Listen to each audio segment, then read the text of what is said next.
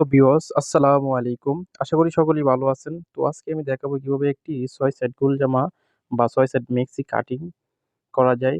So মনোযোগ সহকারে এই ভিডিওটি একটু দেখেন। তো আমি এখানে ৩ গজ ৩.৫ গজ কাপড় নিচ্ছি। তো কিভাবে ৬ সাইড মেক্সি কাটিং করা যায় সেটা আমি দেখাবো আপনাদেরকে। সো মনোযোগ সহকারে দেখেন। তো দেখেন এখানে আমি ১ম এই ৩৪ ইঞ্চি কাপড় কেটে নিচ্ছি এক্সট্রা। ৩৪ বা ৩৫ ইঞ্চি কাপড় আপনার এইভাবে ধরে এক্সট্রা অতিরিক্ত কাপড় কেটে নিবেন। এটা আমাদের হাফ বডি কাটিং করব, তাই আমি এক্সট্রা অতিরিক্ত কাপড় কেটে নিচ্ছি।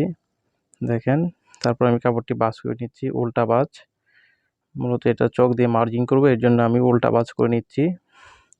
তো দেখেন আমাদের হাফ বডি হবে মূলত ১৫ ইঞ্চি হাফ বডি দিব, এবং এটার এই ৬ সেট মেক্সির বডি হচ্ছে ৩৬ এর ৪ দিয়ে ভাগ দিলে হয় ৯ ইঞ্চি, এবং ১ ইঞ্চি সিঁড়ির জন্য আমরা অতিরিক্ত নিব, ১০ ইঞ্চি কাপড় নিব। দেখেন এভাবে আপনারা যার যত বডি হবে এভাবে ভাঁজ করে বডি অনুযায়ী এর থেকে ১ ইঞ্চি অতিরিক্ত কাপড় নিয়ে নেবেন। তো আমি এখানে ১০ ইঞ্চি কাপড় নিচ্ছি। তারপর নিচ দিয়ে একটি মার্জিন টেনে নেবেন।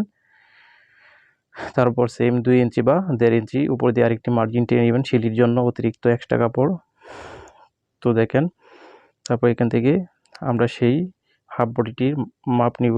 এটাতে মূলত আমি ১৫ ইঞ্চি নাম্বার দিব হাফ বডি। যা করে এভাবে একটি মার্জিন টেনে নিব, দেখেন ঠিক সোজা করে। তারপর যে কাজটি করতে হবে, আমাদের পুটের মাপ নিতে হবে। পুটের আমরা যাদের বডি হবে ৩০ থেকে ৪০-এর নিচে তারা ৬ ইঞ্চি পুট নিবে হবে, এবং আর্ম হোল নিব ৬ ইঞ্চি। সো এভাবে তারপর একটি মার্জিন কিনে নিব।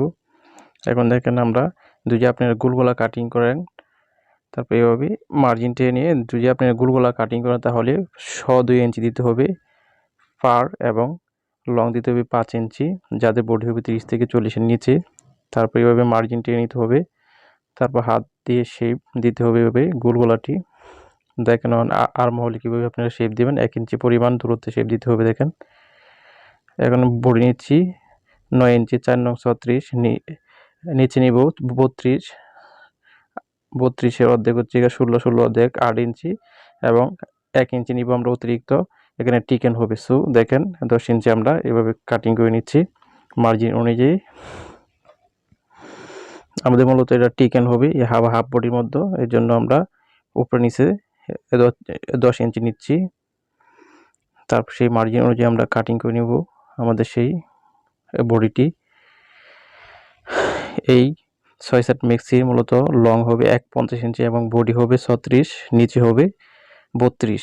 তো দেখেন এখন আমরা নিচের যে আমরা রাউন্ডটি, সেই রাউন্ড শেপ বা নিচের যে ৬ সাইডটি আমরা কাটিং করব।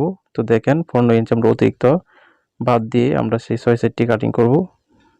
দেখেন এই যে ১৫ ইঞ্চি আমরা অতিরিক্ত বাদ দিয়ে তারপর দেখেন ১.৫ নিব, এর জন্য সিলির জন্য নিব ২ ইঞ্চি, ৫৩ ইঞ্চি কাপড় নিব এখান থেকে। ঠিক ডাবল করে আমরা ৫৩ ইঞ্চি কাপড় নিব ডাবল ভাঁজ করে। তো দেখেন ডাবল ৪ ভাঁজ হচ্ছে এখানে, ৪ পার্ট ১৫। দেখেন ১৫ ইঞ্চি ৫৩ আর ২ ইঞ্চি আমরা অতিরিক্ত সিলির জন্য নিব নিচে এক্সট্রা। তারপর এইভাবে কাটিং করে নিব। এখন দেখেন যে কাজটি করতে হবে আমাদের সেই বডি অনুযায়ী, হাফ বডি অনুযায়ী আমরা সেই ৬ সাইড, এই ৬ সাইড মিক্সির কমর হবে মূলত ৩২, ৩২-এর অর্ধেক ৮ ইঞ্চি, ৮ ইঞ্চির অর্ধেক ৪ ইঞ্চি। তো সাইড দেখেন আমরা কীভাবে আমরা ৬ সাইডটা কাটিং করব, এর জন্য এখানে দেখেন ৪ ইঞ্চি প্লাস ১ ইঞ্চি ৪ পাটা থাকবে এভাবে ৪ ইঞ্চি প্লাস ১ ইঞ্চি আমরা সিলির জন্য নিব এই সাইড দিয়ে। ৪ ইঞ্চি প্লাস ১ ইঞ্চি সিলির জন্য নিব। ৪ ছাড়া ১৬, ১৬, ১৬, ৩২ ইঞ্চি যাদের বডি হবে এভাবে মাপ দিবেন। তো মূলত বডি বা কোমর যতই হোক না কেন এই কোমর অনুযায়ী আপনি এভাবে মাপ নিয়ে নেবেন যাদের কোমর হবে ৩২। তো দেখেন সেম একইভাবে এখানে দিবেন ৫ ইঞ্চি, আর ৫ ইঞ্চি দিবেন সেমিনও, আর ১ ইঞ্চি আমরা এদিক দিয়ে অতিরিক্ত সেলির জন্য নিতে হবে, এক্সট্রা অতিরিক্ত ১ ইঞ্চি কাপড় নিতে হবে সেলির জন্য। তো এখানে আমরা নিব ৬ ইঞ্চি। দেখেন ওই সাইড নিব ৬ ইঞ্চি এবং এই সাইড নিব ৫ ইঞ্চি। তো দেখেন এখানে আমরা নিচ্ছি ৬ ইঞ্চি ৩২ কোমরের জন্য। তো আপনি যদি কোমর হয় ৩৪ তাহলে নেবেন ৬.৫ ইঞ্চি, যদি কোমর হয় ৩৬ তাহলে নেবেন ৭ ইঞ্চি পরিমাণ এই সাইডটা, আর ওই সাইডেই ৫ ইঞ্চি থাকবে। তো দেখেন আমি ৬ ইঞ্চি নিচ্ছি ওই সাইডে। তো আপনারা যে কোনো কোমরের জন্য এভাবে কাটিং করতে পারবেন। এখানে 6 ইঞ্চি নিচ্ছি 32 কোমরের জন্য। যদি 34 কোমর হয় তাহলে 6.5 ইঞ্চি নেবেন আপনারা এখানে। তো ওকে, আমাদের সেই মাপটি হয়ে গেছে। সো আমরা সেই মাপ অনুযায়ী এখন আমরা কাটিং করব। তো দেখেন ঠিক ওই 6 থেকে ধরে আমরা এই 5 পর্যন্ত আমরা ধরে সুন্দরভাবে দেখেন এই 5 আর ওই 6 এভাবে ধরবো, ধরে তারপর সমান করে এভাবে কাটিং করে 6 ইঞ্চি 5 ইঞ্চি, যাদের কোমর হবে 32 এভাবে নিলেই হবে। তো দেখেন তারপর এভাবে কাটিং করে নেবেন। সো দেখেন আমাদের সেই 6 সাইড কাটিং হয়েছে। তো এখানে হচ্ছে গা মূলত এই সাইডটা হচ্ছে গা সাইড বা 4 কলি হবে এটা, আর ওইটা হবে 2 কলি। যেটা 2 কলি হবে এটা থাকবে মিডলে, ওটা থাকবে। এটা হচ্ছে গা আমাদের মিডল সাইড। তারপর এভাবে আমরা রাউন্ড শেপ দিয়ে দিব, বাস করে কেটে নিব। তারপর এটা হচ্ছে গা আমাদের সাইডে কলি, 4 কলি হবে এটা। দেখেন আমরা এভাবে কেটে নিব। তো দেখেন এটা হচ্ছে গা আমাদের মিডল থাকবে, ওটা দেখেন এটা থাকবে মিডলে। এখানে সাইড পার্টটা, এই সাইড পার্টটা দুই সাইডে হবে দুইটা, আর ওই ওই ওই মিডল হবে 2টা। এই টোটাল হচ্ছে 6 কলি। তো দেখেন ঠিক এইভাবেই আপনি যে কোনো কোমরের জন্য কলি কাটিং করতে পারবেন কোনো রকম প্রবলেম ছাড়াই। সো আপনি যদি এই ভিডিওটা ভালো লেগে থাকে তাহলে একটি সাবস্ক্রাইব করবেন এবং কমেন্ট করতে বলবেন না।